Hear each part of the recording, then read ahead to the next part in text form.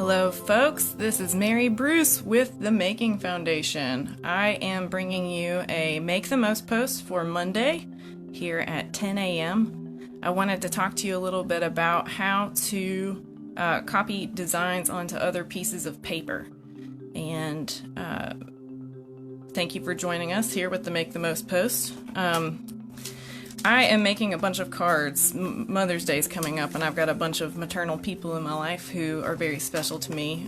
Making individual cards for them can take up quite a bit of time, and I wanted to see if I could consolidate that process. So, carbon paper is a really nifty piece of material that is used to duplicate documents on top of each other.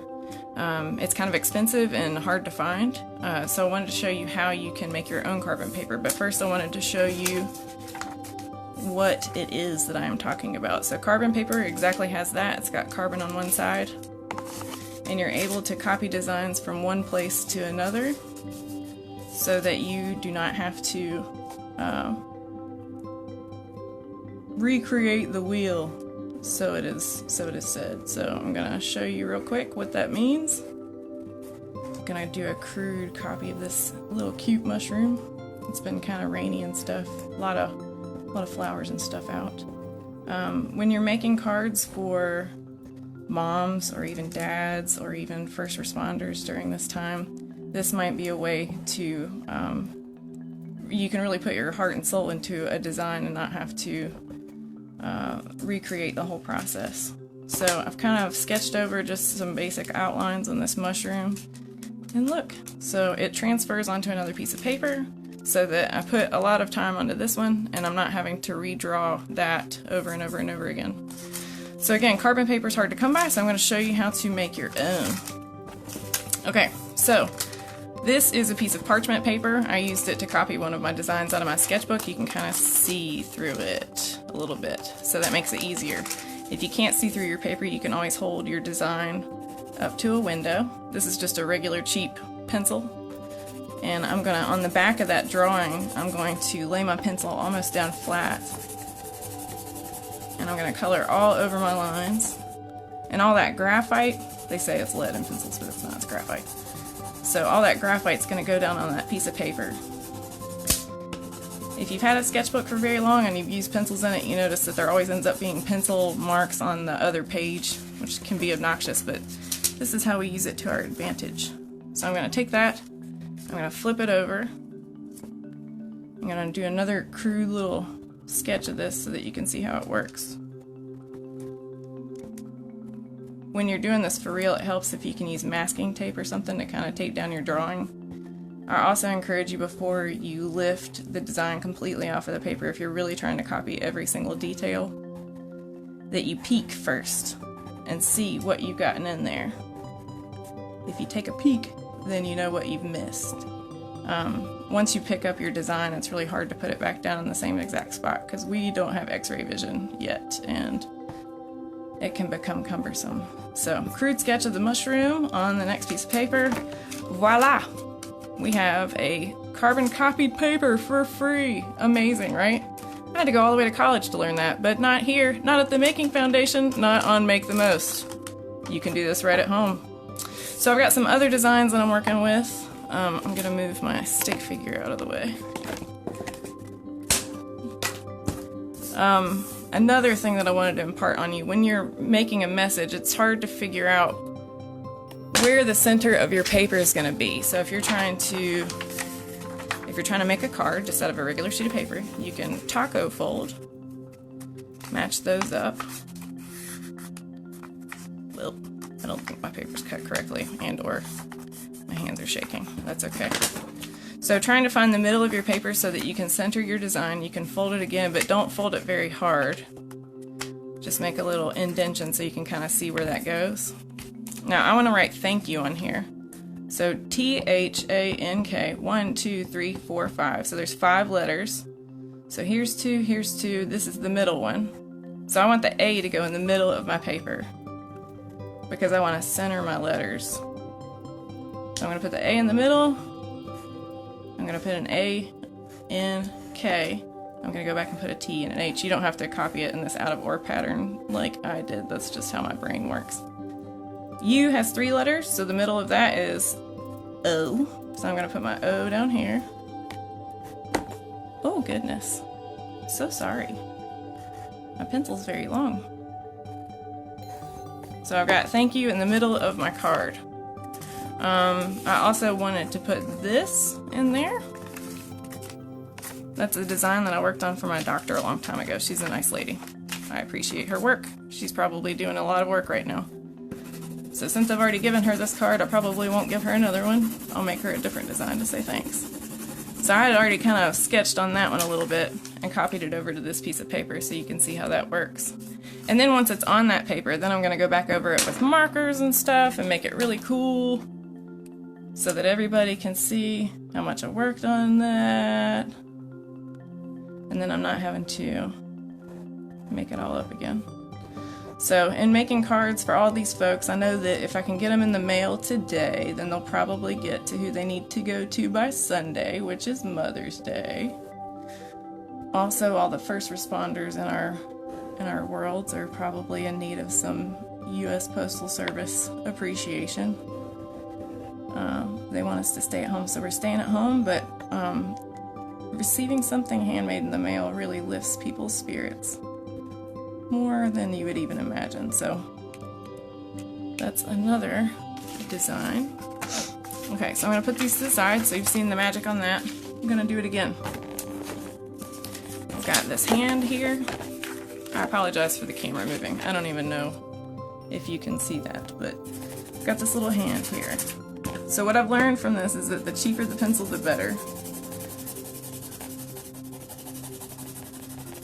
Mechanical pencils have a tendency to, the lead snaps before you can get your design properly covered in graphite. So this hand, this is also helpful. You don't have to make up your own drawing. If you can find parchment paper or really thin paper, tissue paper, you can trace designs out of books or coloring books or off of other advertisements that you see that you like. And then, you know, as you get older, you'll need to properly cite your resources, but, you know, depending on your age group and what you've learned in school, you may not need to cite where you got your illustrations from. This one came from a book of magic that I had. So if I had taped my paper down, that would have probably transferred a little bit better, but now that I've gotten that down, I can do it like that. Inspiration for cards would be, I've never known a mother type figure to not like plants. Plants are like kids. They grow up and they change and they become unique in their own little ways. So a good way to consider that would be to give them a plant on a piece of paper. You can look at plants in your yard and kind of copy them. So I had used this original trace. I had colored with graphite on the back of it. It made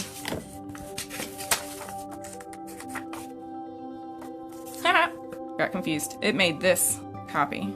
And so with that copy, I'm now sketching on the back, and you can kind of see where I flipped it over on top of another sheet of paper to scribble on the back. It's still transferred even a little bit, well enough that I could probably trace it again. So this is kind of an endless. Xerox was a company that made copy machines, but this is kind of like your own little home base of Xerox copying. So you can just kind of continue and keep going. You don't have to say a whole lot in your card. You can just say thank you. There's a lot of people out here that are trying to help everybody get back to a situation that feels comfortable for most folks. And thank you goes a really long way. Plus it's brownie points. You might get like a special dinner or like a special sentimental mom face out of it. Those are always good. I work for those.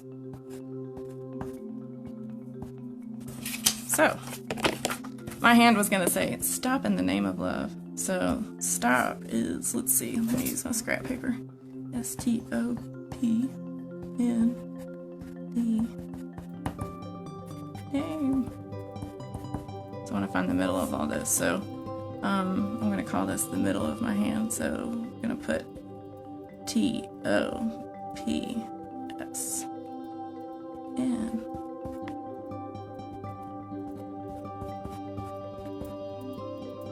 And then dividing those letters in half are really good.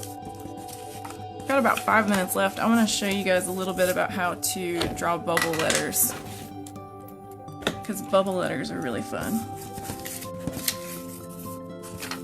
We use this piece of paper. I'm very indecisive about my paper right now. Okay, so S's are really hard, but a trick that I have learned is that if you start with the top part of an S, so we're gonna make this shape, and you circle around, the inside of the top of the S comes around and is the actual outside of the S down here. And then it's the inside of the S down here, and then the outside up there, so it kind of switches. T. How I first learned how to do this was I would write the word really lightly, and then I would make shapes around that. So that's a good guide. And then I would be able to go back and erase the letter that I first wrote. And sometimes you can use it as, you don't even have to erase it, you can use it as part of the design.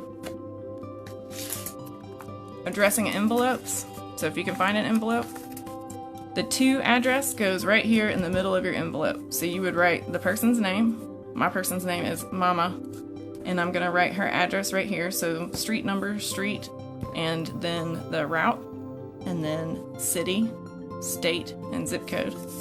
And I'm gonna write my return address on here, so that if it doesn't make it to her, then I know that I still owe my mama a Mother's Day gift. So that's a good way to look at that. And then you put your stamp right up here in the corner. The best way to do this is to not write your address directly on the envelope without a pencil. If you can write it in pencil and then you accidentally transpose the letters or you misspell her name, you can go back and fix it. And then you must go over it with ink again so that it stays. And the mail people who are going through the rain and stuff, so that the letters don't bleed and they can properly deliver your mail. So that was a lesson on a couple of things. We did a bunch of stuff this morning. So we did making your own carbon paper. So you use a cheap regular lead pencil, lay it down flat, color on the back of your sheet of paper. So again, this is not directly out of a book. I've copied this out of a book using parchment paper.